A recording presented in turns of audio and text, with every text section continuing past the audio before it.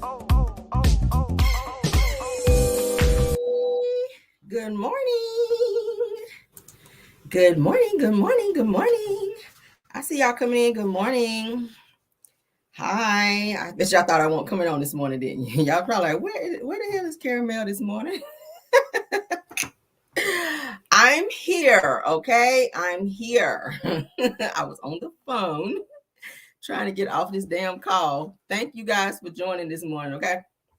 We are here. We are here. I'm here. I know y'all was looking for me, child. I'm here. Y'all said, Cameron, okay, Cameron, you supposed to be on about 7:30, 7:45 now. You running late here. But we're here. Good morning. Happy hump day to everyone. This week is moving along kind of good for me, okay? I feel pretty good. I slept good last night, y'all. It poured down raining all last night. And I told y'all how I sleep during a thunderstorm, baby. I was knocked what they call the hell out. I slept so damn good. So yes, hopefully I have a great day going forward, honey. I'm speaking into existence. I got up, said my little prayer, and I feel good. So hopefully you guys got up this morning, got your coffee and your tea, and you're getting where you need to be this morning. Okay. Hope you up feeling blessed and not stressed. All right. Let's get on with the show. As you guys see going across my screen, everything said in the video is alleged and in my opinion, and is used for fair use and entertainment. Okay. Meaning don't take none of this personal. It's just news that I know you guys can use. All right. Says, oh my God, me too. I slept like a baby in this rain. Yes, I sleep so good when it rains. Oh my God, I sleep good when it rains. Yes. All right, let's get on with the show. Celebrity news is always first, and that's where we will start. All right, who are my mods this morning before I get started? I see Linda Gamble. Okay, I know Bella will probably be on here a little bit later. All right, good going. Let's get going. All right, good morning to everybody. Okay. All right, so a lot of people have been asking, Miss Young Miami, honey, Miss Carisha, is she going broke? I don't understand it because y'all know Diddy, honey. Thanks for being here, Bill. I see her here. Thanks for being here, Bill Wilson. Young Miami, you guys know she was at one point getting like 500K like a month from Diddy. To then he dropped her down to like 250K a month. So, and you've been fooling with Diddy for like a good maybe 3 years or so. Girl, you should have been stacking your coin. That's a nice coin per month. So now you guys are saying that Young Miami is reportedly broke and says, of course, y'all know Diddy cut her off. He's not fooling with her anymore. So now she's resorting to selling her wigs and her clothes, you guys, online in order to make ends meet. Oh my God. How do you do that? That kind of money a month will set me all the way straight. Like you ain't put nothing in savings, girl. Like you just out here just shopping like the money was never gonna run out. Let's get into it, girl. Now this says, of course, you guys, you know, since December, they said that Sean P. Diddy Combs cut off Carisha, honey, girlfriend Carisha's allowance, okay, and says that he was reportedly paying her up to 500K a month, like I just told you guys, okay. All right, it also goes on to say that now Carisha, whose podcast on Diddy's Revolt Network has been put on an indefinite hold, okay. I think it was called Carisha Please or something like that. Is that says that it's doing what now she's doing what she's got to do to make ends meet. It goes on to say that Carisha is now selling her used clothes and many of which of her other items online that were bought by Diddy in order to make ends meet. It says that here Carisha is explaining her new money making scheme. Okay, so she's just showing some different things that she's trying to do, child. Just showing that she's selling some clothes out here. It says to shop authentic luxury items from Carisha's Closet. So she created this thing called Carisha's Closet, where she's just showing some different items that she's selling. It says that the prices are about half the retail price for the luxury items. It says that let's see, shout out to Media Takeout. Okay, that's where I saw it. It says that sourced through the closet and found many of the items were from popular designers. They says that, for example, she's selling a Gucci, some type of Gucci top for like $3,000. Okay, and it says that the same top, that's the same top that she wore for some type of hookah outing, and it shows a picture. That don't look like no damn top. Look at that. Would you guys spend $3,000 on something like that? She's selling that top that look like a bra for $3,000, and that's her wearing it. That's some type of hookah lounge that she was at. $3,000, child. Child, times is hard, girl. All right, it says that there's even more to come. They said that one fan asked Carisha if she's willing to sell some of her wigs. Also, it says that she also says yes, that she's planning on selling a lot of her wigs as well. Her money is, how do you blow through that kind of money? I don't understand it. I don't understand it. She says that she's got over 100 wigs that she will be selling, okay, to the peoples out here to get some money. Girl, how you blow through that kind of money? I don't understand. I'm so frugal with my coin, y'all. Like I spend, but I don't spend down to like the dime to where I'd be like, oh my God, do I get paid this week or not? I don't be like that. I'll go shopping, but I'm there. I look at prices and I compare prices, and I'm frugal. Like I don't just be out here spending like that. I don't understand with people. But hey, child, do what you want to do with your money. If you want to be out here broke selling wigs and draws and shit like that in order to keep the lights on, do what you got to do, child. Go on out here and sell some wigs and some draws and some funky ass boots that your ass done feet done sweated up in. You out here on your Marlowe Hampton bullshit, but go off, child. Please go off, honey. And get on up off my phone with this bullshit, because ain't nobody tell you to be out here on that. Child. Oh, all right. So shout out to Bobby Brown out here, girl. Bobby Brown, honey. Bobby Brown is out here Bobby has received his doctorate degree, you guys. That's big. I like that.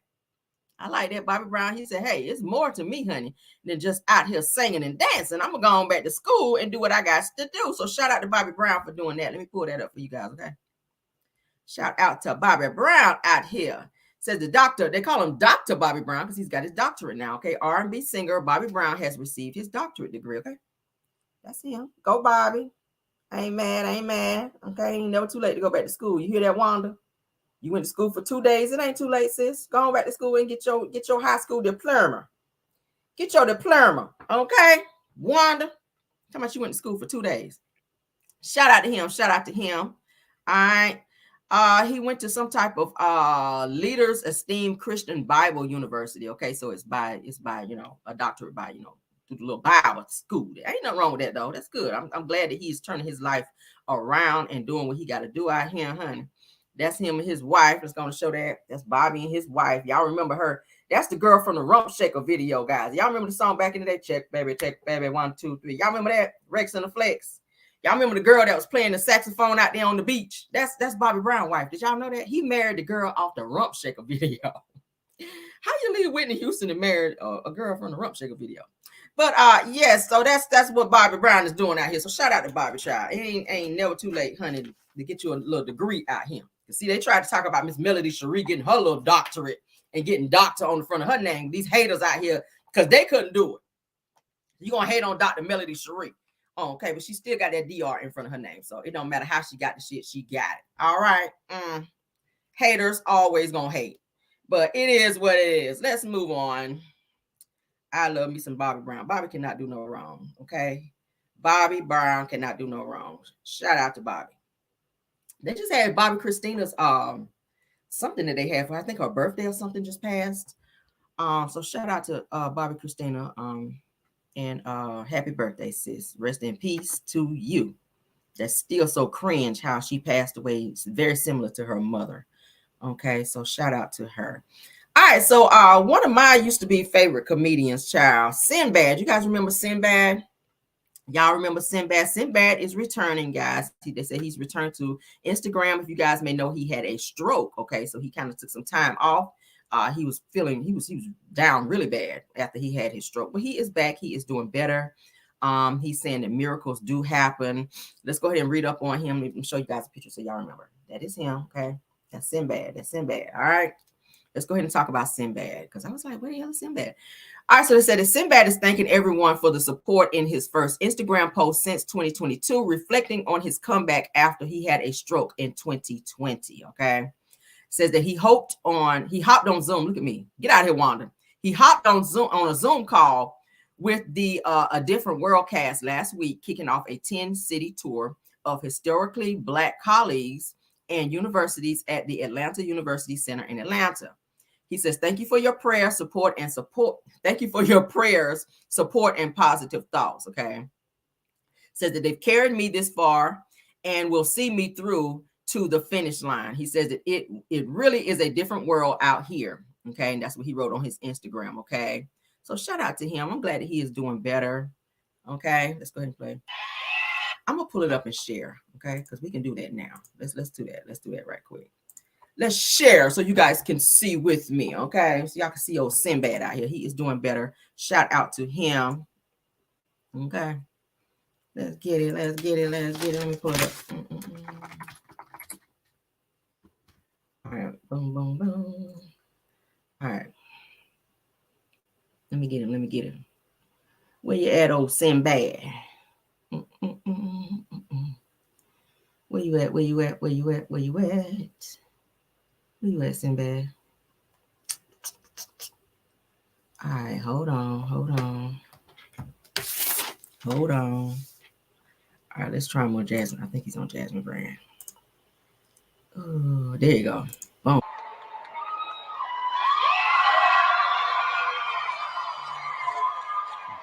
Man, that was so cool.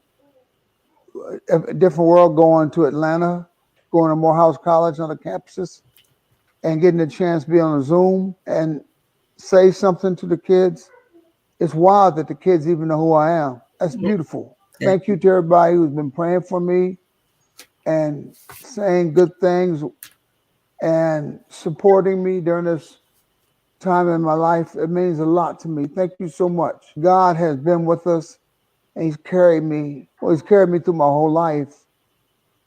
And it means so much when I hear from y'all and you tell me, Sinbad, keep going, saying, Sinbad, we're sending prayers, we're praying, my family's praying for you. Those words are important, and I feel it. I feel those prayers. I want to say this to all the people who have emailed me through the website. Some of you are going through what I'm going through, or even worse than me. I'm reading these things. I'm going to try to answer as many as I can. I pray for you. I understand what it's like. It's rough. I want to thank all of y'all who've been fans and friends all these years of mine. Thank you so much. Expect to see more of me soon. And don't freak out if you turn around, I'm standing right behind you. Sinbad, I can't believe you here. You can't believe it. You better believe it. Miracles happen. Okay. Yes. Okay. Come on, Sinbad. So we're glad to see Sinbad is doing well, and he is trying to get back out there and do what he loves to do, which is comedy. He still got that little laugh going on. So that's good. I'm glad to see him doing better. I'm glad to see him doing better. You could tell the stroke kind of affected him a little bit. If you look in his mouth area, you can kind of tell. But he's still out here doing what he got to do. So I ain't even mad about that. Okay. I'm not mad. Shout out to him and prayers to him that he will continue to get better. Okay. I hate to see people going through stuff like that. All right, let's move on, honey. Let's move on. All right, so it's so much to talk about this morning, Lord. Where do I want to go next, Jesus? All right, so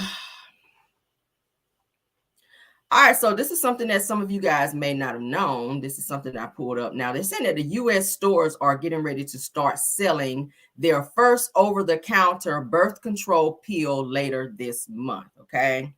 So those of you with daughters that you want them to be on birth control, I don't know. Maybe check into that. I don't know. Somebody who was saying that they're not trying to put their kids on any birth control is crazy. Candace Owens. Y'all know who she is. She's so controversial. She is very controversial, but she's saying she's not trying to put her child on birth control. This is what she says. She says that my daughter will never be on birth control. She says that horrendous drugs were always linked to depression, suicide with the S, cancer, blood clot driven heart attacks, and etc. She says that parents, give your daughters the education that we never received in our propagandized classrooms. Okay. So she's saying that she would never put her daughter or her children on birth control. I don't know how you guys feel about it. I mean, really, you should be preaching to your children to wait because there are other things that's out there a little bit more dangerous than getting pregnant. It's STDs. It's diseases that you can't get rid of. Okay. So it says she ain't lying. Yeah, I mean, I gotta agree. But there are things that are linked to those types of things like birth control. So you have to be careful. Make sure that you do your homework on anything that you put in your body. That goes for anything, not just birth control, but any drugs that you put into your body, whether it is prescribed to you by your doctor or not. I told you guys, anything my doctor prescribed to me, I go Google it and look up before I even put it in my body. I don't give a damn if you prescribe it. I don't care. I want to know. I want to know what is going on with that. So that's what they're talking about with birth control now, because there's so much teen pregnancy and just pregnancy alone going on out here with people just not taking anything and just overpopularizing the world with damn kids like Arionne child. Like, how many kids you got rid of? And not to be trying to be insensitive, but listen, protect yourself, okay? Protect yourself. It's not just, it's not just pregnancy that you can catch. I mean, I'm scared of that shit, for real. I'm scared of that. But Tara, do what you got to do out here, honey. Take care of yourself and your body. All right, let's move on. Let's move on, honey. Something that I saw, which was very crazy. I said, this is some, as the old people would say, some nigga shit. And that's what I got to call it. Miley Cyrus. Let's talk about her this morning, because I saw this and I said, I want to talk about this. Miley Cyrus, you guys may know who she is. Miley Cyrus is the girl, Billy Ray Cyrus. Y'all remember Billy Ray Cyrus, the country singer, his daughter rather. She is saying that she had to confront her mother about marrying her sister's ex. This shit is so weird. When I saw this, I said, okay, I want to talk about it, because that's some weird shit. That's some weird shit. Now they're saying that pop singer Miley Cyrus claims that she had no idea that her mother had been dating her sister's ex until they actually tied the knot. Anybody ever dated their children's ex? That is just going too far. Out of all the people that you can be out here dating and messing around with, why your daughter's ex? Like, girl, mama. Now they're saying that Tish Cyrus, honey, who is 56 years old, married 54-year-old Dominique Purcell in August, who previously dated her 24-year-old daughter, Noah Cyrus. It says that her mother then started to date Dominique after they stopped dating. Now they're saying that Noah and Dominic were seeing each other in a friends with benefits way, off and on. Okay, damn. Says that Tish never gave Noah the chance to talk about all of this before they got married. Okay, it says that Miley attended Tish's wedding, but Noah and her brother Brayson Case were not present, as they were reportedly not invited. So they said that Tish was the one who did not invite Noah and Brayson to the wedding and blocked them on Instagram after she pursued Dominic. So she was trying to hide this relationship, it seems. So this says it was Tish who requested security at her wedding to keep Noah and Brayson out. Says that she confronted her mom about it, okay, according to sources, and says that she's thinking that it's a very strange situation, but she loves her mom and wants her to be happy. Anybody ever been in a situation like that where your mom dated one of your ex-boyfriends? That's weird. That's weird. It says some people are sick. That's weird. Oh, Lord. That is weird. I've never heard of no mess like that, okay? But she's saying 1 year ago, I said yes to an amazing man. But that's got to be weird for like family gatherings, family reunions, to where y'all come together, where all the family come together and you see your daughter over there who used to date the man that you married, her ex-boyfriend. Like, that's some crazy shit. I don't know. That's crazy. That's them child. That's some nigga shit there. Ignorant. I'm gonna say, because y'all know anytime you use the word nigga, that means ignorant. But that's them child. You booed up with your daughter's boyfriend. I said, baby, no. That's just giving a little bit too much. No, ma'am. Okay. Now, and that's why you blocked the family from being there, because you knew the shit was wrong. All right, so let's go on, honey. Quad goes off on Bravo. Okay, you might want to watch that, sis. You might want to watch that. I know you got your little contract from Bravo, but you don't want to be out here talking crazy. Now, Quad is going after Bravo producers after Simone was allowed to bring up her situation with her niece drowning in the pool. Now, we kind of touched on this a little bit. Somebody said, ew. So Quad goes on to say, she says that just insensitive. She says that I would never use anyone's family's hurt and pain as a source of entertainment. She says that my family and I struggle with this daily. I am heartbroken and disgusted, and I cannot believe that production allowed this to fly. So she is upset that at the reunion that Dr. Simone was able to bring up the fact that her niece passed away in her pool. She says that that's something she's still dealing with, and the fact that producers and production, including Andy Cohen, sat back and allowed that, she felt that was very insensitive. Okay, so a fan actually says, so y'all can treat Quad any kind of way, yet she's supposed to show up for y'all. She says y'all are weird people. Quad then responded by saying that they have expectations for me that they are not willing to uphold themselves. Okay. But Quad, didn't you help get Mariah off the show though? The same person who helped you get on the show? I don't get it. I don't get it. Like, how is everybody else so insensitive and you're not? Because Mariah helped put the show together, Married to Medicine. If you didn't know, Mariah helped put Married to Medicine together, and then you went behind Mariah's back and was speaking to producers and everybody else and trying to get her iced out by the rest of the girls on the show in order to get her off the show. Even though she's still getting a bag, Mariah is still getting a bag from Married to Medicine. But a lot of people say I would like to see Mariah back on the show. I like Mariah Hook. So they had to get her up off the show, and she wound up having to take the legal route so that she can get her money and stuff and get compensation for her contribution to Married to Medicine. Like, she started this damn platform in order for you to be on there getting a damn check. So it's weird to me that you would sit up and say that you feel that other people are being insensitive to what you've gone through. What about Mariah having to watch the show and see people that she thought were friends and that had her back ice her out to where saying they didn't even want to film with her, to where she got pushed off the damn show that she started? That's effed up. And you and Mariah were friends before you even met the other women on the show. So the fact that you acted that way towards her just really screams that you're trying to play victim, Quad, like you really are. And I'm sick of her. I'm really sick of Quad. A lot of people say, oh, I like Quad. Quad is okay when Quad is not playing victim. Quad is okay when she's not playing victim. But I am so sick of her, okay? I mean, yeah, it was... Quad, I mean, everybody else is not the only people that talked about this shit. And when I saw it, it was on a news thing that was talking about this situation with her niece drowning in her pool. I mean, I'm not trying to be insensitive to that, but sis, you got to understand that you're not the only person to go through things. And that's, I think, what the other women on the show were trying to say. Quad, you're not the only person to go through things. And you have to also be able to lend an ear and lend your heart to other people when they're going through things, and not always want people to be there for you and rub your back when you're going through stuff. Like, yes, we are sorry that your niece passed away in your pool, but what about the other girls on the show that be going through stuff? Stop always thinking about yourself. Okay. All right. So Sweet Tea, she actually poured her heart out, okay, from what she was going through. She says, hey, hon, I definitely bought it up. She's talking to Dr. Heavenly. She said, I definitely bought it up, and they cut me out of the segment. She says that I told Dennis the Menace. She's talking about Dr. Heavenly. She calls Dr. Heavenly Dennis the Menace.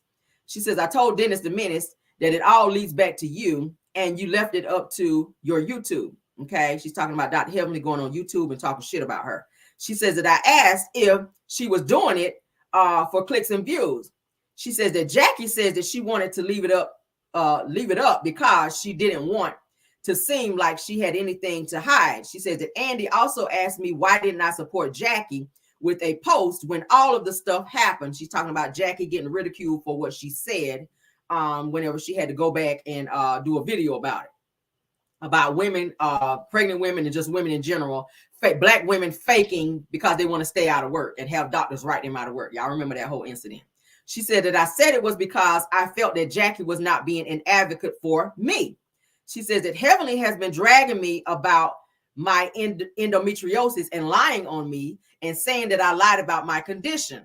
She says that Jackie then replied that she was not privy to that information and that she felt like that she could not advocate for me because I was Simone's patient. She says that I did not agree with that, but she says I felt it alone. She said, but I felt alone because I felt like that statement itself was not the best response. She says that I also told Jackie that it's time for her to reevaluate her friendships unless they are clipping it and airing it in a part 2 or part 3. Okay.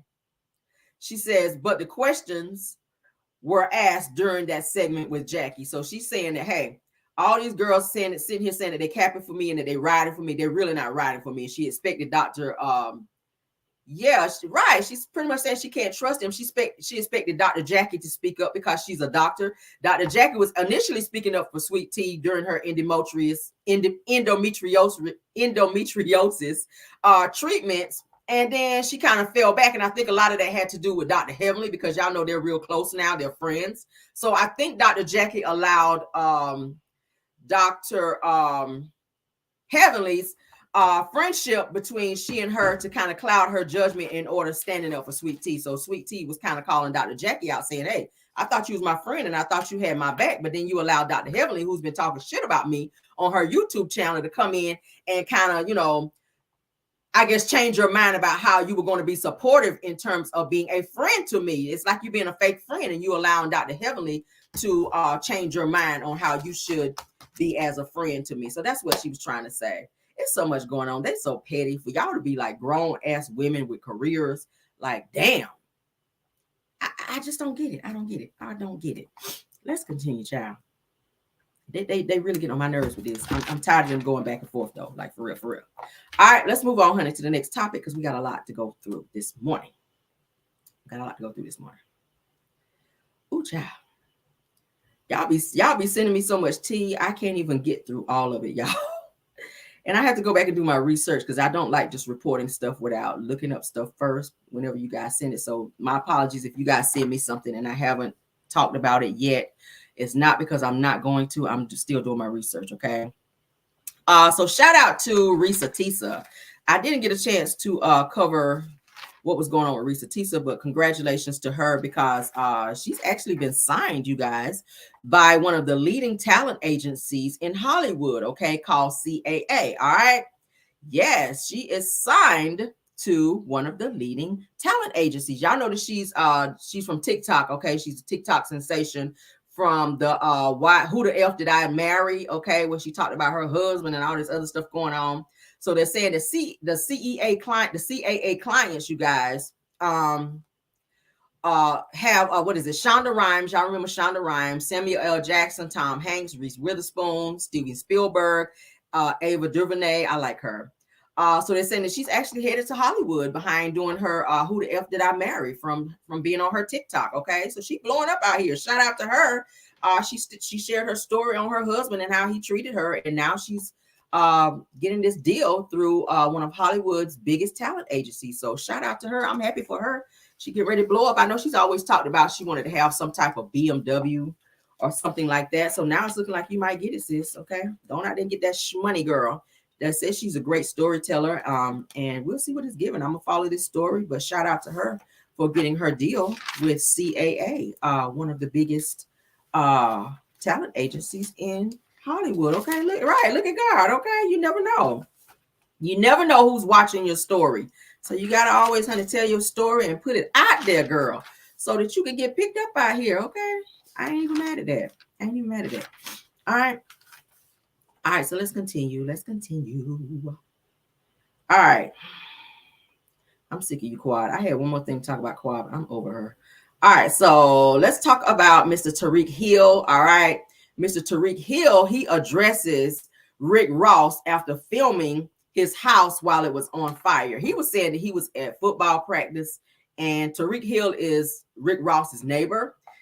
And while Tariq Hill was at practice, his house caught on fire, and Rick Ross lives like directly across the street from him. So Rick Ross went out and was filming his house while it was on fire, with the fire truck and everybody being there. And Tariq Hill is upset because he's saying, like, Rick Ross had my number. Why he couldn't just call me versus filming my house on fire and posting it on social media. So he's feeling a way about that. All right. I'm gonna share my screen so you guys can see what we're looking at here. Okay. Let me share. Let's share. All right. Hollywood or not. Let me get it pulled up for you. Let's refresh. All right, here we go. Boom. All right, so you guys see that there? That's Tariq Hill. That's Rick Ross. For those of you who don't know, he is upset at Rick Ross because he didn't reach out to him.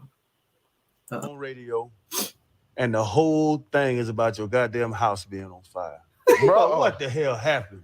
Bro, I was at practice when it happened. Shit, crazy. First of all, I just want to say, Rick Ross, bro, I I can't vibe with you now, bro. I can't fuck with you no more, bro. Rick Ross, man. Like, you ain't even come over. You had the audacity to talk to a fireman instead of come text. You got my number, bro. You get on Twitter, post me all over Twitter. Like, after what me and my family went through. You supposed to be the neighbor, the neighborhood hero. Bro, I'm sitting there one day on radio, and the whole thing is about your goddamn house. Some Wingstop wings on the way being delivered, but as y'all can see, they said it was a minor fire over at Miami Dolphins wide receiver Tariq Hill crib. That's right across the street from one of my cribs. I ain't tripping. As long as everybody's safe, that's more important than my lemon pepper wings, my ranch dressing, I like my roasted corn, trust me. And as you can see, everything is under control.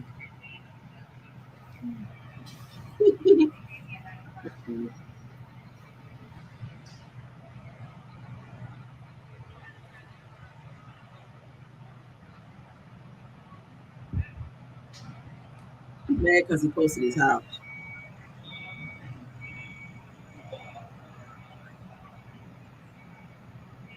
Some Wingstop wings on the way. So y'all see that? So he is mad at Rick Ross for posting his house on there, guys. What y'all think about that? I don't think it's no different than anybody else's house being caught on fire. I mean, that's something that you're going to post, especially if you live across the street from somebody's house and the shit catch on fire. Of course, you're going to sit there and probably post it because it's like, oh my God, what is going on here? But so yeah, he is mad at Rick Ross. He said he can never F with Rick Ross no more after doing that. And I like the way Rick Ross kept plugging his wings, because y'all know he has, and he's the owner of several wing stops. If you guys have never eaten at wing stop, I don't know what y'all waiting on, because the wings do be hitting. Them lemon pepper wets, don't sleep on them, okay? And them Cajun wings, yes, God. But look at me plugging, okay? I do love Wingstop. But yeah, so he is upset at Tariq Hill is upset with Rick Ross for posting his house. How do you guys feel about that? Do you think that Rick Ross was wrong for filming that and posting it on social media? Or do you think that he's just doing what everybody else do whenever they see some shit like that happen? I think that he's just doing what everybody else see. If my neighbor's house catch on fire, I'll probably video it or like, you know, something. I don't know if I'll post it or not, because some things you probably shouldn't post, but I don't know. So shout out to Tariq Hill. Get out your feelings, sir. Get out your feelings. I mean, damn. All right, you seen it on social media might have been a good thing, since you were at practice. You weren't home to see your house on fire. So with you seeing it on social media, maybe that was a good thing. So you knew your house was on fire. All right, moving on. Moving on. Rick should have called him. Yeah, I agree. Rick probably should have called him. He did say he had his number. He probably should have called him, but he didn't. But it is what it is. All right, moving on, child. All right, Shakari Richardson, okay, track star Shakari Richardson. Shout out to her. She gets a $20 million Nike deal, you guys. That's big. That's big. I like that for her. She gets a $20 million Nike deal. Go, girl, because y'all know for a minute she was suspended whenever she tested and they found marijuana, honey. That's how I'm going to say it. Marijuana in her system, because y'all know they have to test clean being track stars, well, being athletes, period. But she tested positive for marijuana, and they sat her down and suspended her for a little bit. So she's back, and she's getting all types of deals, and she's doing her thing. Shout out to Shakari Richardson, honey, okay, for her deal. Let's go ahead and show that. That's her. She be doing the damn thing, and she is fast. I be like, damn, girl, them legs be moving. So shout out to her for her Nike deal for $20 million, girl. That's big. Shit, get your money, honey, okay? Get your money, honey. I ain't mad. Shout out to Shakari Richardson, all right? Yes, honey. All right, let's move on. We got some more stuff, child. We're going to talk about old Carlos King here in a minute with his ass out here running his damn mouth. Okay. Yeah, we're gonna get into him here in a minute. All right, let's see. Give me 1 second. Okay, yeah. All right, so let's get into that. All right, so I'm gonna go ahead and we're gonna talk about Carlos King, because he has something to say, child. Hold on here. Let's get him pulled up. Give me 1 second, guys. That's this ad. I'm sorry.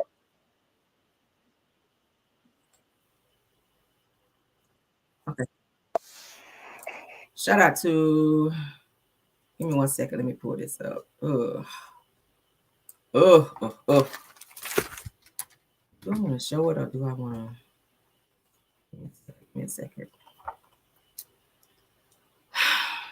Oh.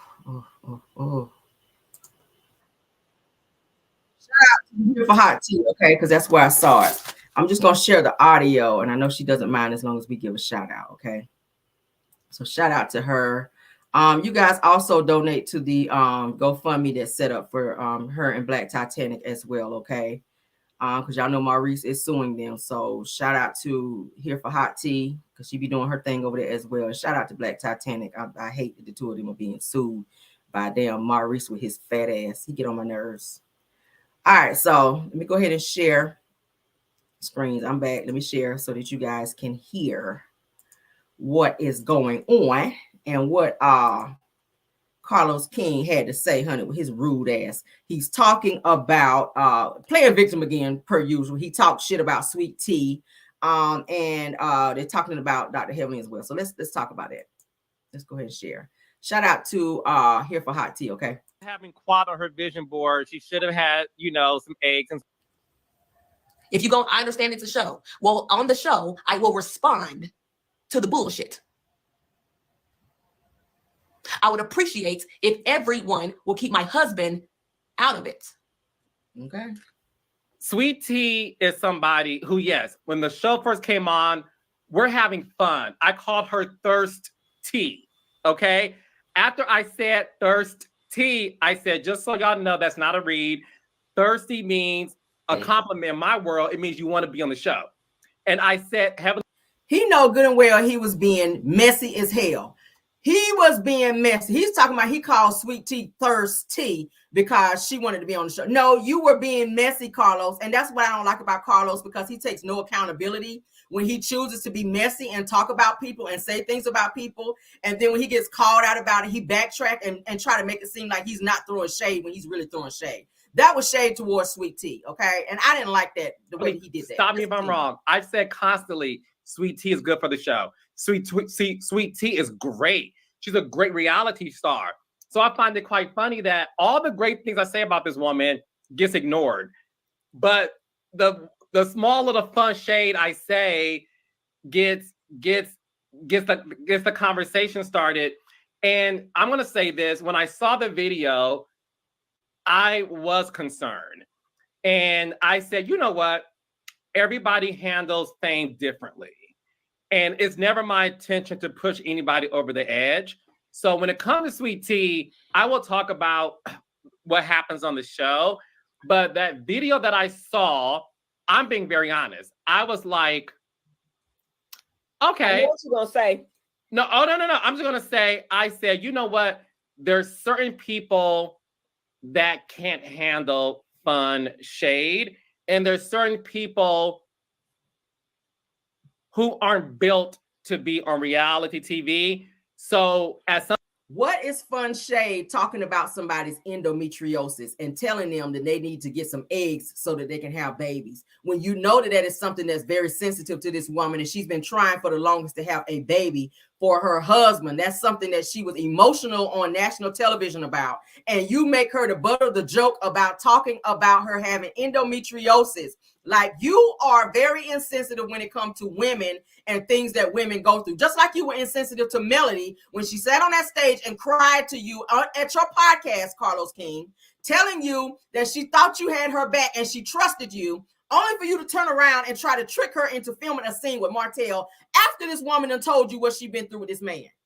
I call bullshit with Carlos. Carlos, you are an insensitive bastard. I'm going to say it right here on my channel, but we're going to continue. Somebody who's been doing this for 15 years, when I saw that video, I said, okay, I'm out. Like, I'm out. I literally, somebody called me, a friend in the industry, and he said, yeah, I don't think you should mention her name anymore. Right. And I won't go into detail about our conversation, but I thought it was interesting that like you said, people can watch one video and come away with two different thoughts.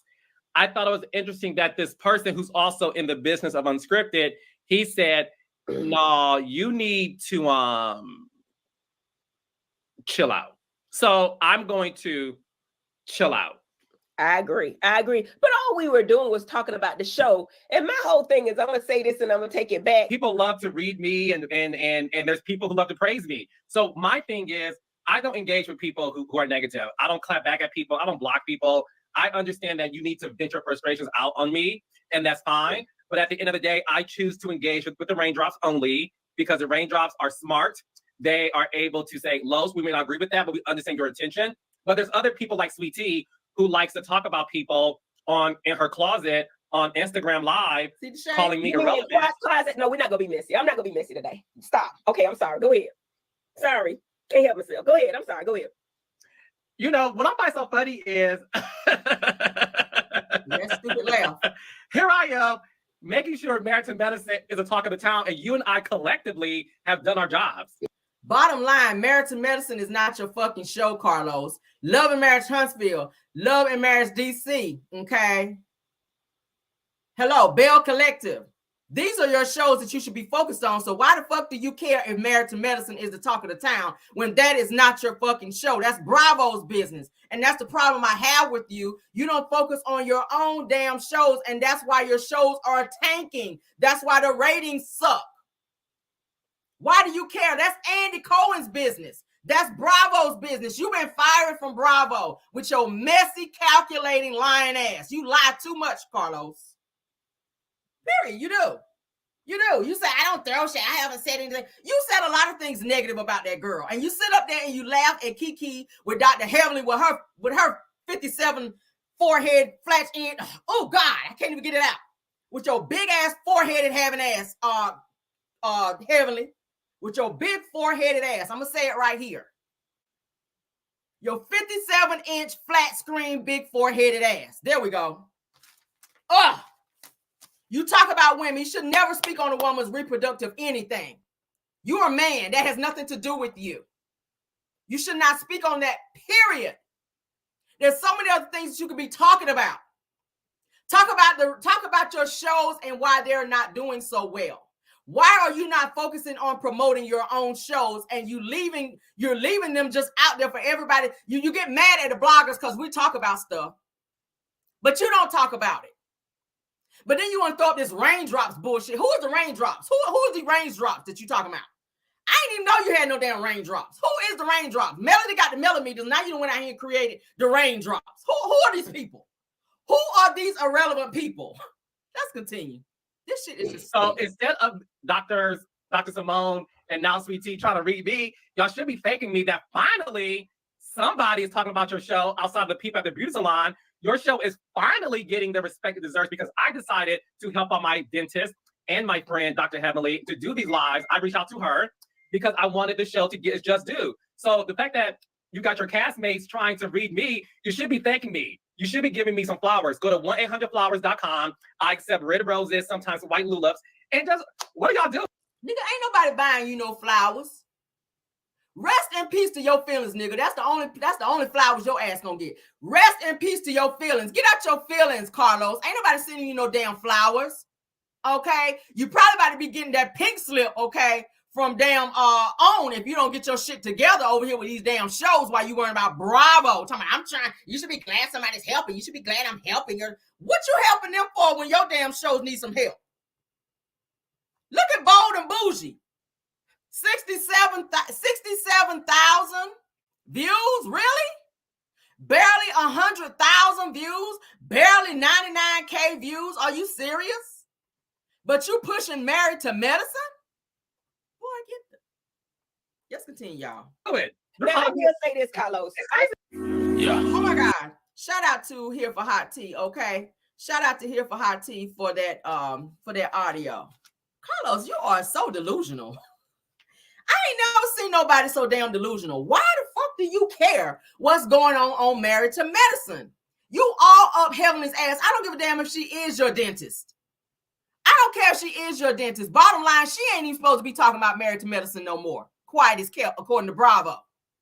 So while you over there pushing and promoting a show that you have nothing to do with, you ain't getting no check from Married to Medicine or anything Bravo related. So it's weird to me that you that invested in something that's not invested into you, Carlos. Like, stop talking junk about people and then play victim and say somebody needs to send you some flowers because they're reading you down, Mr. Victim. You are not a fucking victim. You are insensitive to women, and I keep saying it. You build your platform on women pain. You do. Thanks for being here, Harold. You build your platform on the pain of women. And we still waiting on an apology for Miss Melody Cherie when you used her to build your podcast and had this woman on there crying and telling you how you haven't been there for her when you telling everybody, oh, that's my girl. I love Melody Cherie. That's my girl. Really? Prove it. Prove it, Carlos. Prove it that Melody is your girl. Stop allowing her to be bullied on this damn show. Stop allowing Martel to be running up on her and disrespecting the fuck out of her. Stop putting her in situations where she got to film with people who don't really fool with her like that only have the worst intentions for her. As the producer of this show, it's your responsibility to be the protector of the women that's being, especially the one that is really making your show what it is. Period. If it wasn't for Melody, this show would not be what it is. And that's period. Anybody's tuning in to watch the Scotts. And I hope y'all ass is watching this morning. Wanda, I hope you watching too. Ain't nobody tuning in to watch the fucking Scotts. And that's on period. Y'all ain't got shit going on. And what you got going on ain't doing shit. Period. We don't care about no SPO. We don't care about that shit. We don't care. I said it yesterday. We don't give a damn about that. Carlos, shut your ass up, okay? For real, shut up. We don't want to hear you. We don't care to hear you. We don't care to hear you. Nobody cares. Nobody buddy. Ain't that what they say on Friday after next? Nobody buddy, okay? Don't nobody give a damn. No one. And don't nobody care nothing about you, Dr. Heavenly, either. You can go too. You can go too, because you don't really bring nothing else to the show. You a damn bully. You are a bully who needs to be brought down to size. You do. You really do. You a bully. I can handle a bully. You ain't gonna never bully me, okay? Because we clap back, all right? Let's move on, child, because he ain't about to run my damn pressure up. He ain't about to run my damn pressure up. Somebody knows don't like him. Yeah, I can't with Heavenly. I can't with Heavenly. She just has this, she has motive. She hate women. She's very male identified. I'm gonna say that. Heavenly, you're jealous, you're mean-hearted, okay? You came on this show. And you sat back, and I said it before, she studied the women on this show. You didn't fit in with the women because you was a fat, out of shape. And I'm gonna say it, and don't nobody feel no type of way, because I'm not talking about nobody else. I'm talking about her. You were this fat, out of shape, grandma dressing biatch that came on this show. And you sat back and you studied the other women, okay? With your Pillsbury Doughboy shaped ass up on here.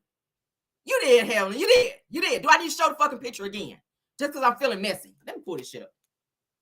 I'm feeling it. Anytime I talk about her, I'm gonna pull the damn picture up, just because, okay?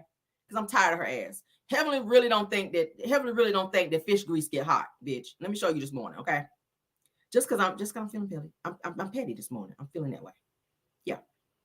You don't like nobody talking about your ass, but you love to hop your ass on YouTube and be talking shit about everybody else. And I'm gonna talk about your ass this morning. Where that fucking picture? Because I know I got it. Let me show it. Let me show it. Let me Google it because I know I got the shit. I know I got it in my vault. I got time this morning. Her fat ass. She get on my nerves. You didn't have that much energy to that gastric bypass shit kicked in. As soon as you saw some weight dropping, here you go. Let me show that shit. Let me show that. Look at this. That was you, Heavenly, okay? Over there in the black. That was you. That was you, girl, when you first came on the damn show, standing back watching all the other women. That was you. And Carlos, you and your horse teeth, you can get it too. You need to calm it down too, sir. Stop letting Heavenly set you up to get your ass read out here too. You're talking about people read me all the time. Yeah. We're going to keep reading your horse teeth all the damn time. Oh, we're going to keep doing that. Yeah, she don't believe fish grease get hot. She don't believe that shit. Okay, you better ask Al Green, do them grits get hot? That's how his ass hit them high notes. When his wife threw them hot grits on his ass, that's when he got that falsetto. He didn't know he could sing that high till them grits hit his ass. But moving on. Them hot grits will make your ass hit them high notes, okay? You better ask Al Green, okay? Al Green said, when them grits hit his ass. The wife said, "You're gonna learn today, bitch. Okay, play with me." All right, let's move on. Let's move on. All right, now we talked a little bit about Candace Owens. All right, talked a little bit about her. Now she might be getting herself in a situation that she don't want to be in out here, because she is out here talking about a situation with Diddy. Now y'all know how Diddy gets when you start talking about him and calling him out. Okay, now she's calling out some higher ups in the industry with this whole with these lawsuits with Diddy, with these SA situations going on. All right, now they're saying that Candace Owens says that Diddy's latest lawsuit is being picked up by mainstream news because it implicates Universal Music chief Lucian Grange, or Grange, however you say his name, as someone involved in his freak offs. Okay, it says that one of the most powerful men in Hollywood, that's who he is, he's over Sony Music. Now that says that he was seen in Diddy's bedroom for hours, honey, not hours and hours. Okay, he can toot it up for hours, girl. That's what they had said out here. Let's pull this up right quick, because I'm child. We're gonna play this because she had a whole lot to say about old Lucian out here, child. I'm gonna call him Lucifer, child, because if you out here on that kind of time, baby, oh, I don't know. Okay. Let's pull this up right quick. Let's see what they had talked about right here. Okay. Let me get to it. Let's get to it. Oh, Candace Owens out here, child. All right. Now I want the one where she talking. Hold up. Is that it? Let's refresh. I want the one where you're talking. That's the one I want. Hold up. We got it. Let me get to it. Where you at? Oh, Lord. Where did I save it? Okay, hold on. Do I got to do it old school? Because I thought I had it. Shit. Hold on. Is that it? Hold on. No, that's the birth control one. No, I don't want that one. Y'all bear with me, okay? Bear with me. So neighborhood talk. What the fuck? Neighborhood talk? No. I'm on the wrong one. My bad. All right, here we go. Hold on. Bear with me. All right. Boom. Let me get to it. Here we go. Right here. Boom. All right. He says that it is his Diddy's son, Justin, that solicits the prostitutes and the underage girls and the sex workers, allegedly, for these freak-offs. He also lists Stevie J, who recruits the sex workers and attends and participates in the freak-offs, and another young man named Brendan Paul, who works as Mr. Combs' mule. He acquires and distributes all of the drugs and the guns. Again, we won't have time to go through everything in this document, but I encourage you guys to read it because it is stunning. And yes, Christina Karam apparently even instructs them to mix those drugs into the liquor when these women are invited over. So why is the media not interested in this story? Well, here is explosive allegation number 4 coming from this lawsuit.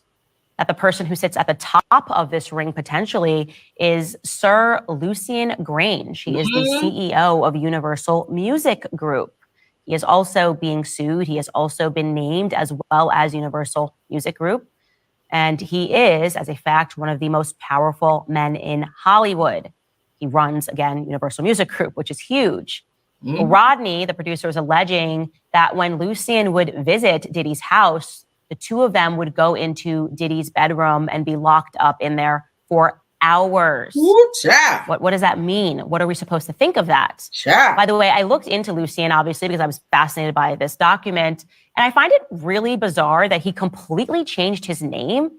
Everybody in the ring, he says that it is his Diddy's son, Justin, that solicits the prostitutes and the underage girls and the sex workers, allegedly, for these freak-offs. He also lists Stevie J, who recruits the sex workers and attends and participates in the freak-offs, and another young man named Brendan Paul, who works as Mr. Combs' mule.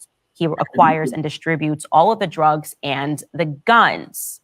Again, we won't have time to go through everything in this document, but I encourage you guys to read it because it is stunning. And yes, Christina Karam apparently even instructs them to mix those drugs into the liquor when these women are invited over. So why is the media not interested in this story?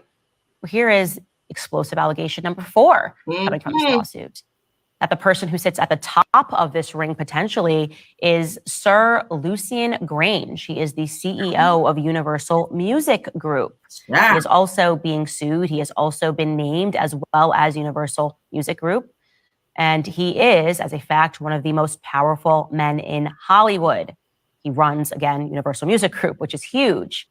Well, Rodney, the producer, is alleging that when Lucian would visit Diddy's house, the two of them would go into Diddy's bedroom and be locked up in there for hours. What does that mean? What are we supposed to think of that? By the way, I looked into Lucian, obviously, because I was fascinated by this document. And I find it really bizarre that he completely changed his name. Everybody in the... Baby, you talking about he locked up in there for hours. What does that mean? What you think it mean? He's in there on a... He in there gagging, girl. That's what you're doing when you're in there for hours. You in there with your damn leg behind the headboard in there. That's what you in there doing if you're in there for hours. You over there in the tub trying to... Let me shut up. All right, so she is saying that this Diddy case is arguably bigger than the Jeffrey Epstein case, and yet the media is virtually silent on it, okay? They're saying that's because that they are implicated. They says that it is dark, but we now know that both politicians and celebrities are being blackmailed. So I guess she's alluding to the fact that there may be some money involved to keep people quiet so that certain things do not see the light of day in terms of people being exposed, okay? Harold saying, what you say, Harold?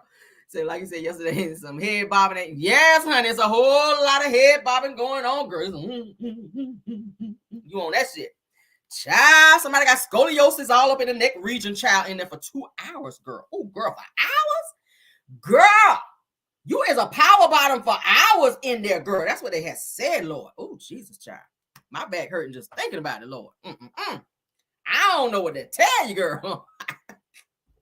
Diddy, where'd you getting all this stamina from? Now, y'all remember, and I already told y'all I don't be bigging up psychic mediums around here. But y'all know your girl Sloan Bella. Now, she done told y'all that come early March. Go look at her video.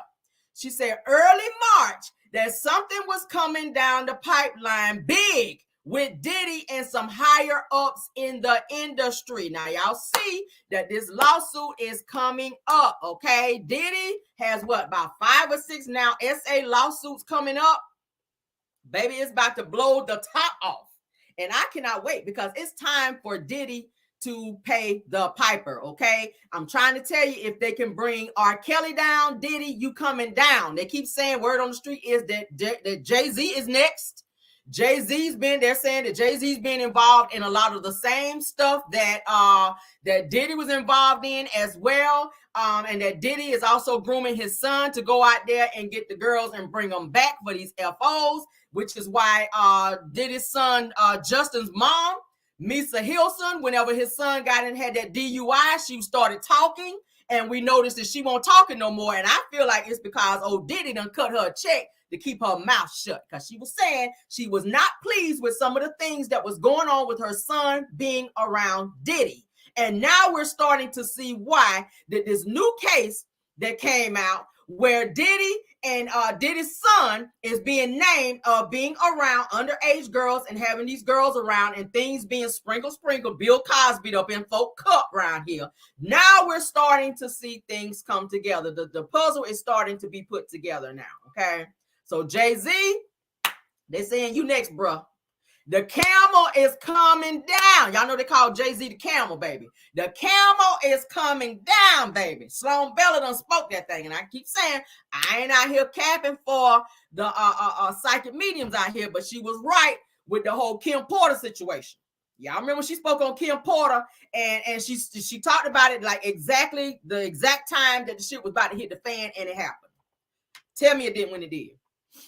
When Cassie filed that lawsuit against Diddy for what he did to her, it opened a can of worms with Kim Porter's death. And we already talked about when Kim Porter, around the things surrounding her death, that the person who did her autopsy, he also was found unalive. When they was getting ready to have some type, they're going to reopen a case or something like that.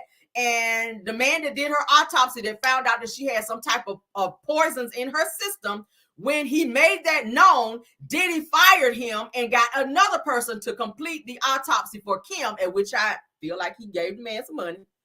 He gave the second person who did the autopsy some money to be quiet and hide some things that was going on. I told y'all when Kim Porter passed away that they found blood in her room, on her pillow and in her bathroom. Now, if they're saying that she passed away from pneumonia, why is she bleeding?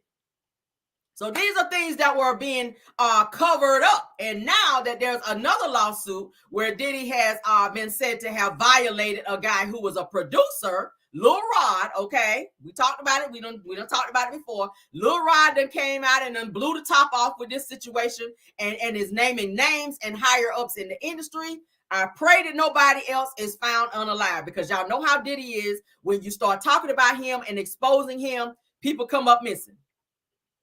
People come up missing, okay? Kim Porter ain't here. Heavy D ain't here. What's the girl that was writing the book about Diddy? She ain't here, okay? And now Carisha, honey, from the City Girls, talking about she getting ready to write a book. Baby, I don't know. I'm feeling a little nervous for you, okay? You might want to not do that. You might not want to not do that. But y'all go on over there and look at Sloan Bella's video where she talked about Diddy is getting ready to meet his fate coming up the beginning of March. This is March. This is March. There's some shit about to happen. All right. The girl that was 17 years old and said that she was gang R-worded by Diddy and 2 other people at his studios. That's getting ready to be a trial. She wants it to go to trial. And now that Diddy's made it to where this girl got to show and tell her identity because she was trying to be incognito, Diddy wants her to be known. So it's about to be a trial, which y'all know when anytime there's a trial, things come out that you didn't even know, that probably won't even name in the damn deposition. Okay. So it's about to hit the fan, y'all. And I can't wait. I cannot wait. Diddy, it's time, baby. Because you've been doing shit since the what? Early 90s? Y'all know how many people that's been violated, allegedly? That's allegedly been violated and mistreated by Diddy and abused by Diddy. It's a lot of women, okay, that's been abused and things done allegedly by Diddy. It's time. It's time. You can't keep getting away with shit. And this guy that's over Sony Music, this Lucian dude, I don't think he gonna see any prison time because of who he is and the amount of power that he has. But I do think what's going to happen is he is going to let Diddy take the fall for that, because that's just how it is. That's just what's going to happen. Diddy, you're going to take the fall for this situation. And Lucian is going to move on to creating the next Diddy. And it's just going to keep going. It's just Clive Davis is behind some of the shit too as well. He's been named. Clive probably ain't gonna never see the inside of a prison because of who he is and the amount of influence and the amount of money that he has to pay certain people to keep himself out of certain things. But Diddy, you ain't got that money no more. When he paid Cassie that money, that took a huge chunk out of his money to be able to pay people to be silent. And that's what R. Kelly was able to do all those years. There's so many lawsuits that R. Kelly had against him, guys, that you guys don't even know. If you guys watch the documentary Surviving R. Kelly, there were women that filed lawsuits against R. Kelly that it never made it to the news, that he just paid hush money under the table. And he was able to continue to navigate through the industry and still go on tour, still make these gospel songs. I believe I can fly. And people like, oh, hallelujah. But no, did you not know that he just R-worded somebody? And most of his songs were written about girls that he violated, but people were running out buying his albums because they didn't know that. They didn't know that these things were going on and that women were being paid for their silence so that this man could continue to move how he was moving in the industry and violate women and abuse women and girls. Because the girl on the video, y'all know about the infamous video, she was 14 years old when her innocence was taken away. And her parents were paid and flown out of the country during the time of the case. Y'all remember? Y'all remember. So we're going to see what that's giving with Diddy, because, baby, listen, this whole entire situation, the higher ups, they're going to sacrifice Diddy. Diddy, I'm sorry, you're going to be sacrificed. You're going to go to prison just like R. Kelly, and you're going to get a whole lot of time. Watch what I tell you. The shit is going to happen. I'm speaking it into existence because it's time. You can't keep getting away with shit, and you can't keep paying people and hurting people. You can't do it. You can't do it. Sloan Bella spoke that shit, and I'm inclined to believe what she is saying because she ain't been wrong. It's like everything this woman be saying, I don't know where you get these powers from, sis, and how you be knowing the shit that you be knowing.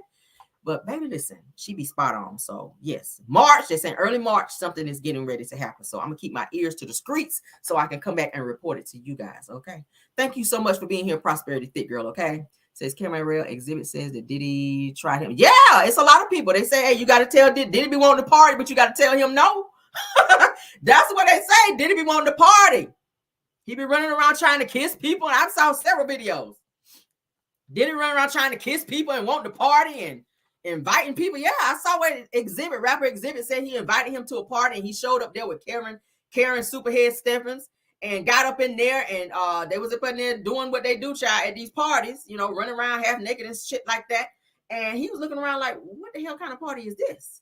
And said that Diddy try to invite him back in one of them little rooms back there where the real gets down. And he was like, fuck no, I'm gonna go ahead and head on out now. Okay. So Diddy was trying to get him back there in the FO. And he was like, yeah, I gotta chuck the deuces on this one because we ain't about to do that shit. So that's what it was given. But we're gonna move on, child. We're gonna move on. All right, so we're gonna go and talk about Arionne Curry and we're gonna end the show. All right. So Arionne Curry, honey, she is out here acting out. We talked about her a little bit yesterday about that Sheree situation. She is acting out because Martel was now exposed again for reaching out to Sheree, which is kind of weird to me because I said, why are you mad? Why for come you mad that he reaching out to Sheree when you already said that you was happy that he was talking to Sheree when he was fake dating? And I gotta say fake dating because Mel already blew the cover off that shit and said it was in court documents that it was a whole business relationship. And Martel, child, about bust all the threads about them tight ass church pants that his ass had when he shimmied across that stage to go back there and get them papers, only not to have no proof up in all them crunched up papers that his ass came back with. Come on, here, read right here. Mel's like, nigga, I ain't your lover or your fucking secretary. And I damn sure ain't about to be working 7 days of the week if you don't sit your ass down with them tight ass pants and get what they call the fuck up out my face. All right, but Tara, Arionne, child, is mad that Martel is still reaching out to Arionne. All right. Now, Arionne said in an older video with Original Straight No Chaser, which we call Nay. That'd be her on the video. That she, loves seeing Martel be with Sheree because it made Melody jealous and it made Melody realize that Martel could bag a real star. When Sheree became a star. I mean, yeah, you are OG on Real Housewives of Atlanta who just recently got demoted to being a friend of. That's what it is. Your money is funny now, girl. So you were happy to, and see, that's my thing with Arionne. You always find pleasure in the pain of other people, which that makes you happy. Like you said, I wake up some morning and I want revenge. For what, bitch? What you mad for when you broke up a family? I keep asking that with her. Why you so mad when you broke up a family, but then you put out there in a video to say that you were happy to see Martel messing with Sheree, even though it still made you mad because he never once went out in public like that with you or went live except to ask you to lie for him, to say that he didn't Ike Turner you when we already saw the proof in the damn live because you were staring at the floor. You couldn't give eye contact.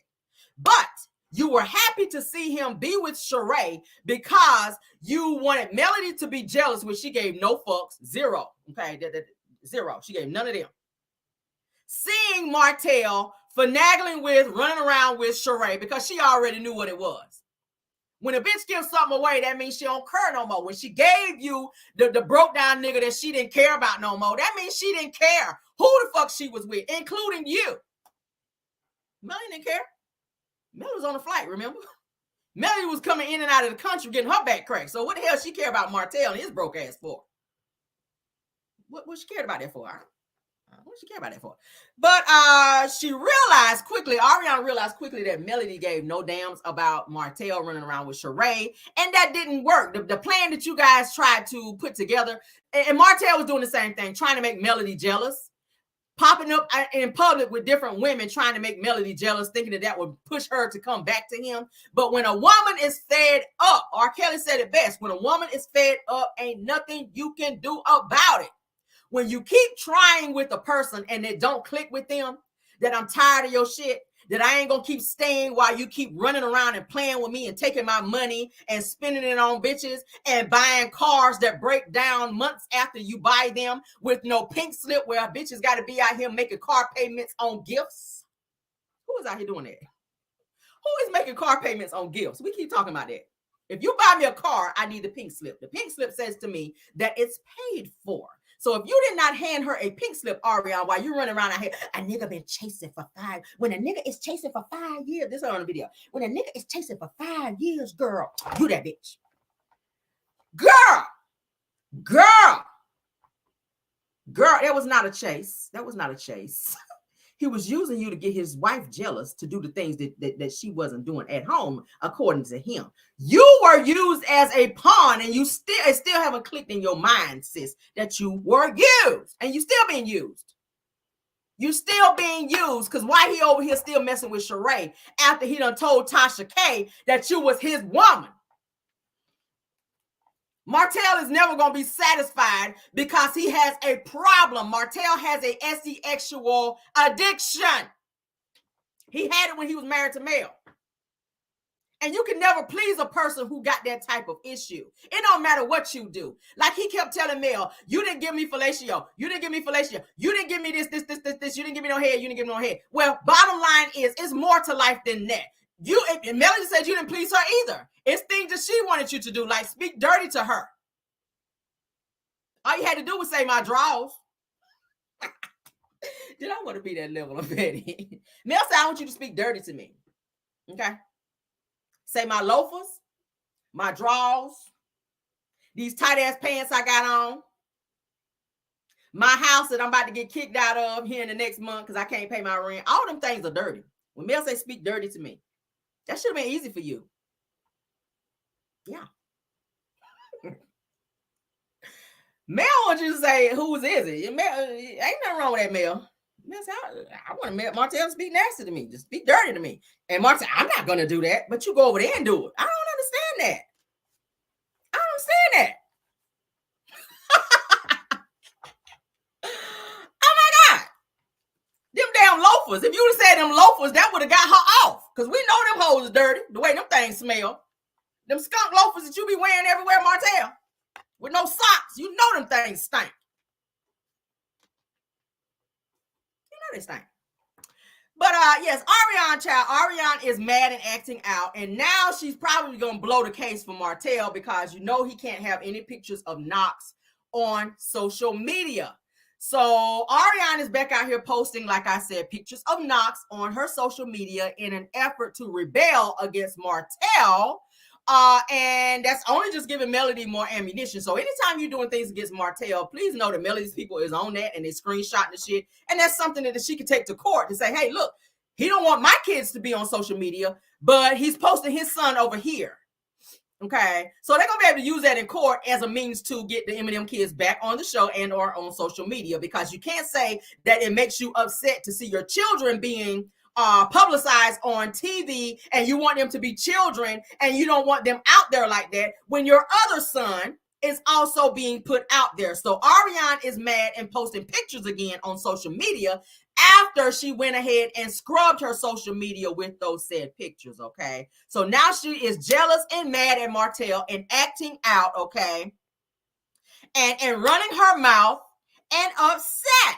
So I don't know. I'm still trying to figure out who is happy to see their supposed man be with somebody else after you put in 10 years, over a decade, and you've been pregnant multiple times by this man and pushed out a child. So it's weird to me that you still don't understand that you're wasting your time on someone who is just only using you as a babysitter and a space filler and a when he needs it so that he can go out and find who he really is looking for. You can't level him up. You are not the caliber of woman that Martel is looking for, because we all know that he's slow and he can't make it on his own, and he needs a woman kind of like that has the same brain skills and smarts like Melody in order to catapult him into a certain level of his life, because he's not capable of doing so. You're lazy. You're a loser. I see y'all putting it in there. You don't have any goals or ambitions. Martel likes to ride on other people's ambitions, and he can't do it with you because you ain't got none.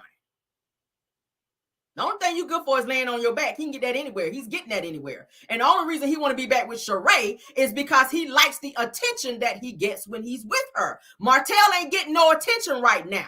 Nobody cares that he's with Arionne because what does she have to offer? Who is this girl? She's known as the person that broke up his marriage. She's known as this infamous side chick who destroyed a marriage and is continuing to talk shit about the ex-wife who's done nothing to her. Okay? She's upset at the wrong person. Your energy is off. Your energy should be towards Martel because he's not giving you what you asked him to give you. He promised he was going to get you on TV. He ain't done it. He promised he was going to get you a spot on the show. He promised he was going to do this, and this, and he ain't did it. He ain't going to marry you. He ain't giving you no ring. Martel has no intentions of giving you a forever except the bumps. Okay, that's the only thing you're going to get forever from Martel is them bumps, okay? But what he will do is run around and continue to chase other women that he feel should be in the spot that Melody Cherie was in. Okay, and that's just on period. That's on period. That's on period. I don't feel like he would have a relationship with Knox, and I said it before. I don't feel like Martel would have had a relationship with Knox had Melody taken him back. That's the only reason he's saying, oh, I love my son. I love Knox. That's my son. Oh, that's my favorite. Now that's his favorite son. That's my son. That's my little man. I love my son. I love my son. But you already asked her to get rid of this same son. So I don't know. I said yesterday, how do you explain to your son when he gets older that daddy asked me to get rid of you, but now you're saying that you love him so much? And it's all it means to make Melody jealous. It's all it means to get back at her because he knows that at one point in time, it bothered Melody that Martel had a child coming, even though she had already made up her mind to leave. You can't fall in and out of love with a person when you've given 14 years of your life. You just can't. You just can't. Melody had PTSD and all that behind this situation with Martel. And he knew that at some point he was really starting to bother her. But emotionally, Melody, of course, has gone to like counseling. And it's a time when you have to kind of pray a person out of your heart. And I think she's done that with Martel to the point where he can't hurt her anymore. Like she told him on the video yesterday when he says, I'm sorry that I'm continuing to do these things that still bother you. Melody was like, bother me? Like, you don't bother me. You don't get to me like you used to anymore. Like, I used to lay in bed all day and cry, but now I'm to the point where I can get through the day without thinking about you. And there's levels to it. When you love the person for a long time and they continue to hurt you and you make up in your mind that you're going to leave that person and not fool with them anymore, it's levels to falling out of love with the person to where you don't even think about them anymore. And I think that's where Melody is. And the games that Melody and Martel and Arian continue to try to play to get back at Melody, it's not working anymore. It's not working anymore. So Martel is trying to use the children, of course. We already know that. He's trying to use the children because he knows that that's now what's closest to her heart. She loves her children. He don't have that effect on her anymore. She don't care. She don't care that he's running around with Sheree and that he's seen out in public and on TikTok and on any other talk with Arian. It don't bother her no more because she's in a different headspace. She's dating. She's moved on with her life. So it takes time. It takes a lot of praying. It takes a lot of fasting. It takes a lot of therapy. It takes a lot of getting out of your feelings. And focusing on other things like business and not thinking about those things because when you're with somebody for that long, like I said, it's hard to not think about that person. When you go into bed alone and you got this person who used to lay beside you every night. She has sugar mama, she says, that sleeps with her, but it's not the same than having a husband laying beside you where you could throw your leg over them. Women, y'all know if you married, you got a man where you could throw your leg over that man, or he could, pull up behind you and grab you and hold you and console you at night. Or when you're in your feelings, you can have somebody to talk to or cry to at night before you go to bed, or just lay in bed and watch TV. Just the simple things. These are things that she had to let go of in order to have or retrieve her peace again. Okay? That was hard. It's hard. It's hard to give up those things. And those things Melody talked about, she had PTSD. She was going through moments where she had crying spells, and that's normal. That's normal. It's normal. I'm not a crying type of person, but sometimes you got to have those moments where you just cry it out. Okay, I'm not against crying. It's moments that I've cried before. I ain't gonna lie. I ain't gonna sit here and lie to you. Where you just get so full until you got to let it out. or it will make you explode. And I'm sure she's been in that place before. But, you know, word on the curb, like I said, is that Sheree, everybody knows that Sheree, the situation between Sheree and Martel, it was a fake situation. And she was being used, one for ratings, one to help the ratings on Carlos' show over there, Love and Marriage Huntsville, and to help Bravo's ratings as well. But it didn't work. It didn't work. And to also make Melody jealous. He knew it by bringing Sheree on the show. And Carlos knew it as well, that it was going to probably make Melody jealous. And I think that Carlos had a hand in that as well, as to say, oh, well, if we show Sheree on the show and Martel and Sheree dating on the show, that Melody will see this and then she'll come running back, because his whole thing is he wants to see the two of them back together to help his show.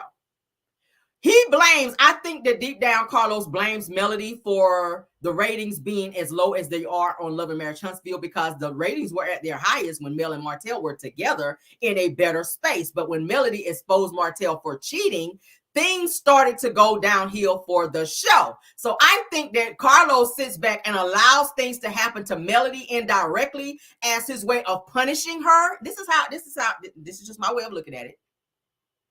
I feel like he allowed Melody to be bullied on this show, and he allowed Martel to wreak havoc towards Melody and do the things that he do as his way of silently punishing her, because he can't come out and just do it.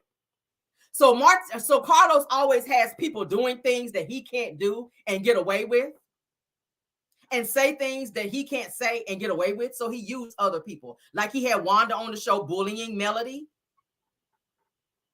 He is upset at the fact that his show, which was his baby, as he called it, his prized possession, he bragged about Love and Marriage Huntsville. He don't even talk about Love and Marriage Huntsville anymore.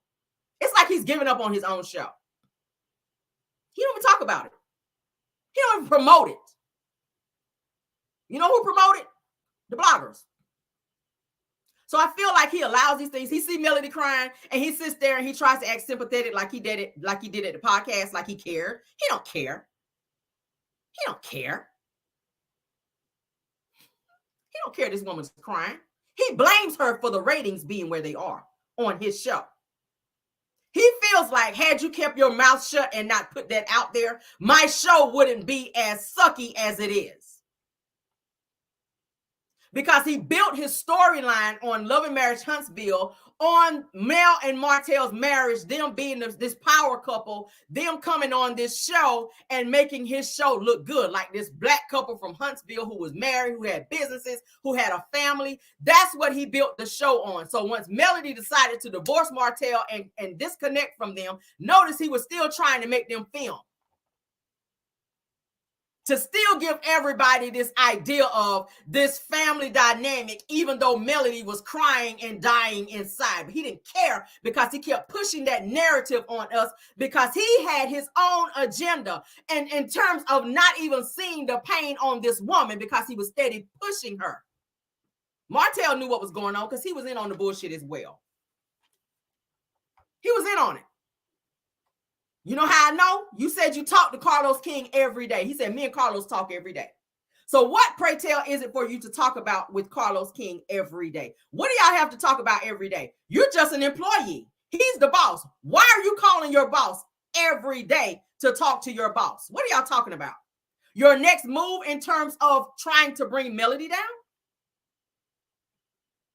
Are you talking about your motives in terms of punishing Miss Melody Cherie for not keeping your ratings where they were? Or are you talking about your next move in terms of what you're going to do towards Miss Melody Cherie? I thought about it. I said that makes perfect sense to me. He's mad. He's mad. He knows the Scots can't carry this show. He knows that the Scots are not a fan favorite. You know how I know? They would have been asked to come to the podcast. He would have had a second podcast after having Melody on his podcast, to have the Scots on there as well to promote them. But he didn't do that, because he knows that's not where the attention is. Nobody's going to tune in to see them. But he knows that Melody is good TV, that Melody is good promotion, which is why he chose her. Which is why he sits back and allowed that. Oh, yeah. If you don't think that there's a click behind the click, y'all read into what I'm saying. There's a click behind the click. The Scots are in on it. They're in on it. It's a takedown. He feels like if she's not going to adhere to my rules and regulations of what I want in terms of my show, since you're not coming back to Martel, I don't care that he cheated on you. I don't care that he had a side baby. You guys can still work it out because that's what he wanted her to do. He wanted Melody to stay with Martel. He wanted them to reconcile, even though this woman was dying inside for the sake of saving his show. Because the embarrassment of the ratings being here to now being down here, that's why he's so focused on Bravo. It's embarrassing to Carlos because he's prided himself in terms of being this producer of having these shows that are just doing so well, that are not doing so well right now. Love and Marriage Huntsville had the highest ratings. So it's crazy now that Bell Collective has been able to come in and have higher ratings than Love and Marriage Huntsville. Yeah, Bell Collective has the highest ratings of all of his shows. Yeah, I feel like that it was all orchestrated by Carlos and the powers that be. And I'm going to say the Scots, they're in on it. They're in on it.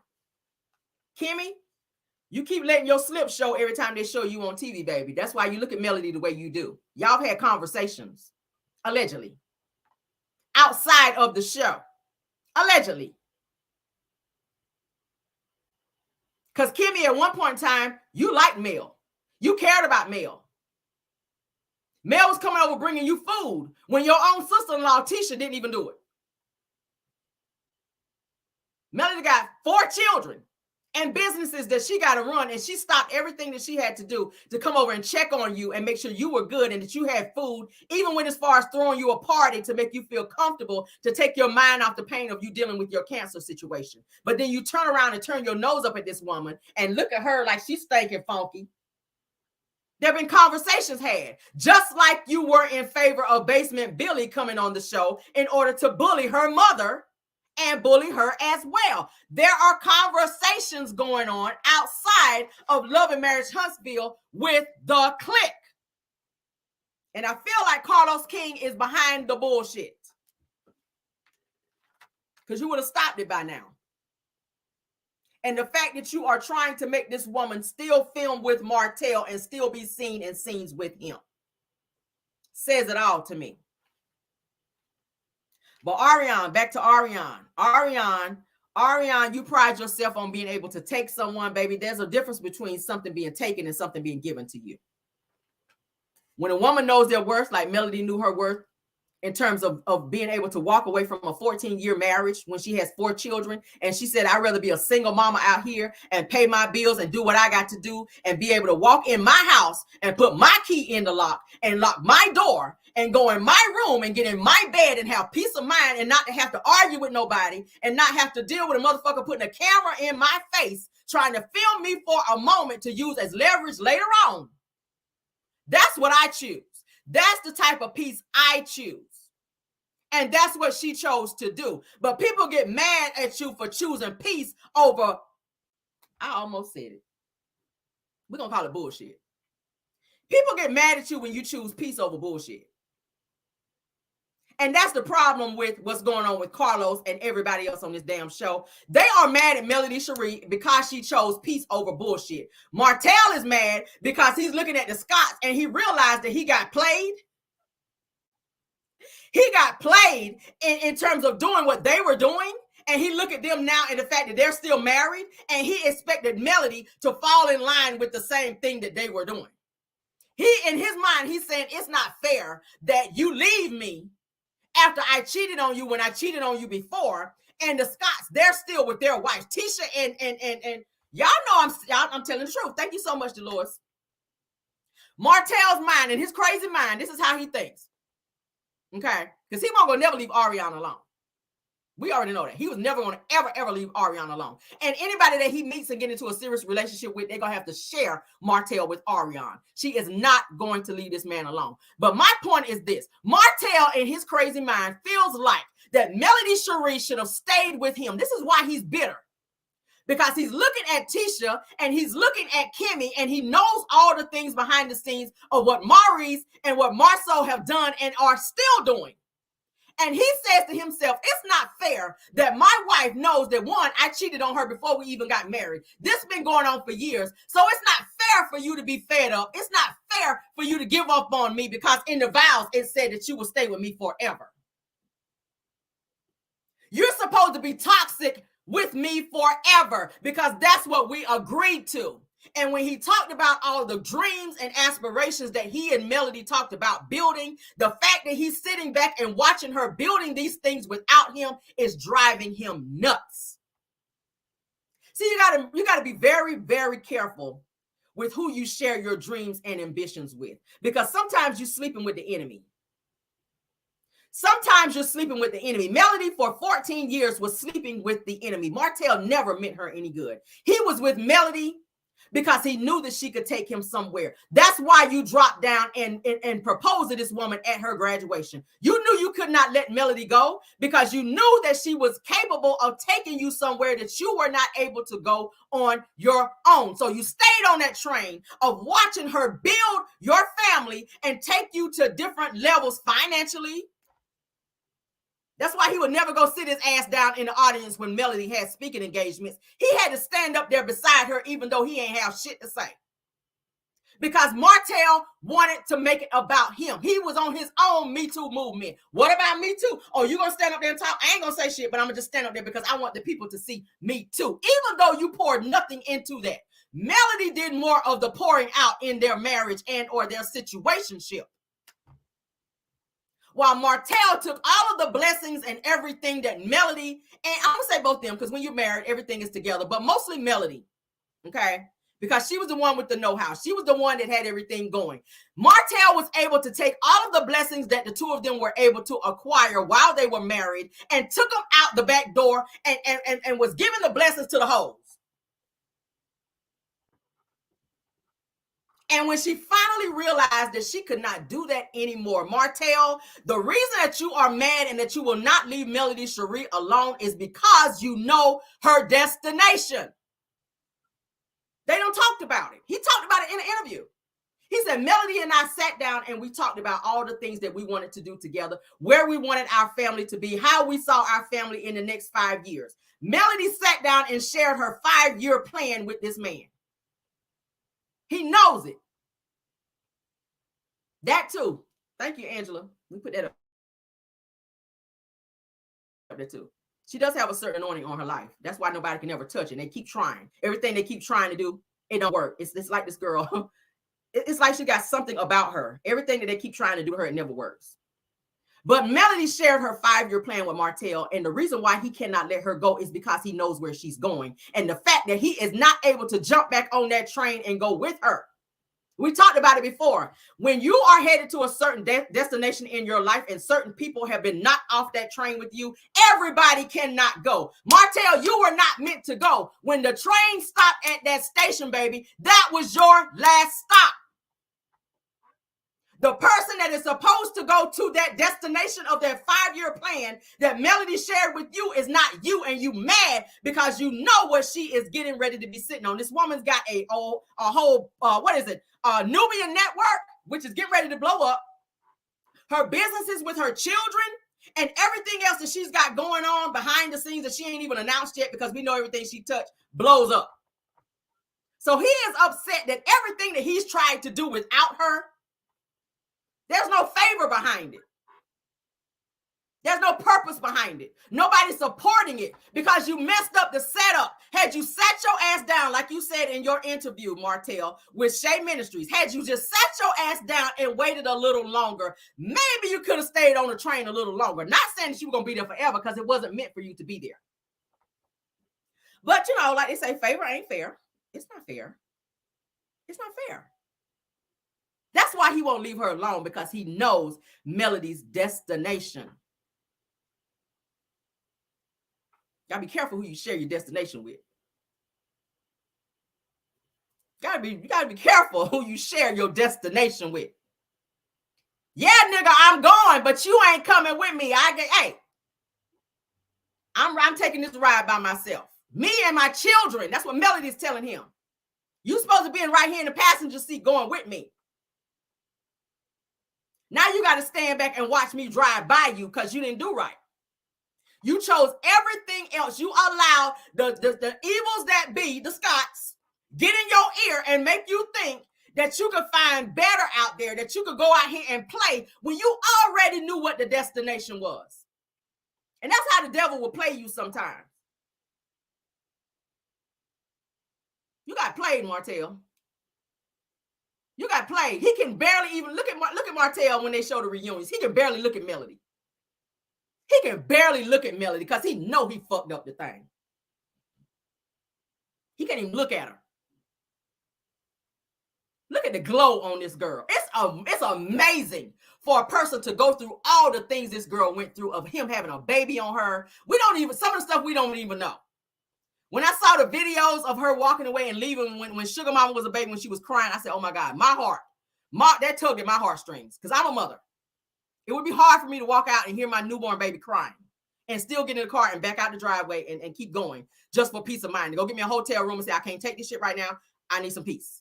To leave it with this crazy ass ninja not knowing what his mentality is, okay? To see her in the garage picking up whatever it was where she's telling him, get the camera out of my face. Stuff like that.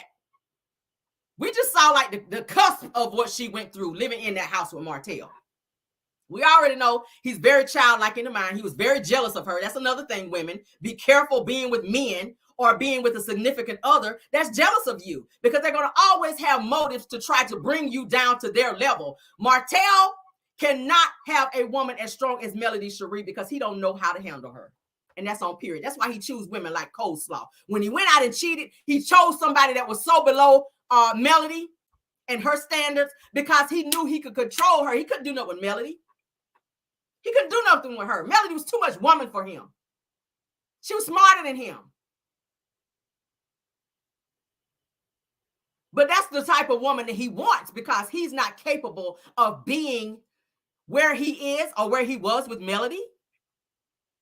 Without that, he needs that extra push. He's not smart enough. So that's why he chose Arian. Arian, let me tell you this morning, baby. That's why he chose you, because you were weaker. You're the weaker link, not because you're a bad bitch, honey. He don't even care about the outer because you be out with your hair not done all the time. So he don't really care about that. What he cares about is the fact that he needed a weaker link. You guys were triangulated. We talked about that before. You were triangulated. Melody was here. Melody's up here. Martel's over here. Arionne's here. Martel needed somebody else that was weaker than Melody because he couldn't handle her. So having Arian completed his triangulation. He can handle Arian because she's an airhead. She don't want much. He can bring her some Skittles. She's satisfied. He can knock on her door anytime, day or night, and it flies. A woman like Melody, of her standard, a woman that's got some spunk about her, that know where she's going and got something going on, he can't treat her like he treats Arian. So that's why he keeps Arian around, because that builds his ego. Absolutely. Arian builds his ego. And that's one of the reasons why he stepped out on Mel, because he felt Mel wasn't stroking his ego enough. So he ran out and got somebody who was, like he called, a peasant from the gutter. He didn't respect Arian. Arian was just willing to do the things that Melody would not do and lower her standards to do. Melody was a woman of standards and still is. But Martel chose to mess up the setup with somebody who won't even worth it. And now you see it. And now you stuck with her for life because you got a baby by her. She ain't gonna never leave you alone. You ain't never gonna get Melody back. I mean, I don't know why you don't realize that now. It's going on 4 years now. 4 years now. She ain't reached out to you. She ain't reached out to you, say, hey, let's try to work this out. We got 4 children together. And that's something he likes to bring up. We got 4 beautiful children. Oh, our 4 beautiful children. So what? You had 4 beautiful children when you was out during the pandemic. You was out Sloan shopping. You was out thought shopping during the pandemic. Martel, you was thought shopping. That's one of my words. If I hear it somewhere else, Teesa, if I ever hear you say thought shopping, I know you've been watching my channel. Okay? Because you already stole one of my other slogans when I say you got to catch me when I care. If I hear you saying thought shopping, I know where you got it from, because that's my shit. Martel was thought shopping. And messed up and threw the wrong hole in the buggy. Arian. And she's so stupid to realize that she ain't even the one. You ain't even the one, girl. You ain't gonna never be the one. You're gonna be forever the one that he keeps around when the one that he really want to be with ain't doing quite what he want done. Okay? Because word on the street is Arionne don't have no boundaries, that she willing to do anything, including when he wants to be with men. Okay? That's something Melody Cherie won't gonna do. Melody won't about to be laid up over there with no man up in the bed. But Arionne will do it. Arionne will do it. Okay? You I want to be monetized, so I ain't gonna go there. Somebody say ill. Yeah, it's ill. I said not thought shopping. So you might hear me saying you can use the prosperity sticker. I ain't gonna be mad. Thought shopping. That's what that means. When you out here just hunting with a boatload with a lead, they call them a legion of hoes. You thought shopping. You ain't never satisfied with one. Thought shopping. That's what they call it. Thought shopping. You out here, you got to have one for this because you got one over here that's good for. She good for that. The other one, she got good stamina. She can go a long, long time. So you got to keep her. That's how Martel is. Arionne, you're not the only one, baby. I'm sorry to tell you. You're not the only one. So why you sitting at home saying you happy that he out with Sheree when you know it's really hurting you deep inside? She really wants a commitment from Martel, but you never gonna have that. And that's your damn karma, because your ass never should have gotten in between somebody else's situation. Even though it was toxic, that's not your business. It's never another woman's business or anybody else's business to get in between somebody else's marriage, even though they're having problems. Who are you? Nobody asked you to put your cape on and be super saver hoe at no point in time. But now you've attached yourself to Martel's karma, which now your ass gonna be out here going through what you got to go through. And every time you look at your son, that is a part of your karma. Because he ain't quite right. And don't nobody be saying, Caramel, you talking about the children. I kind of am. I kind of am. That's going to be something you got to deal with for the rest of your life. Every time you look at Knox, Lil Radio, Lil Diabetes, I got to say all his names so y'all know who I'm talking about, y'all, because he got 100 names. Lil Diabetes, Knox, honey. What it say his name was, child? Miles, whatever it is, child. Miles Morales. Jesus is a lot of names. The Popsicle Wrangler. All them, child. Damn. But I said all that to say this. And we're going to go ahead and end the show because we're getting into almost 2 hours. All right. I said all that to say this. Watch who you tell your 5-year plan to, okay? Be careful who you lay down with.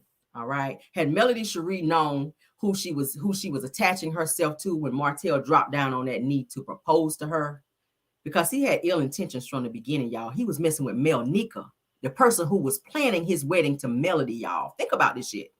Mel Nika, who was supposed to be his friend, who Melody also thought was her friend. She hired Mel Nika to put her wedding together, and whole time Mel Nika was messing with Martel. So you were still going to go ahead with this wedding with Melody to marry this woman, to give her your last name, when you knew the whole time you were messing with a whole nother woman, even then.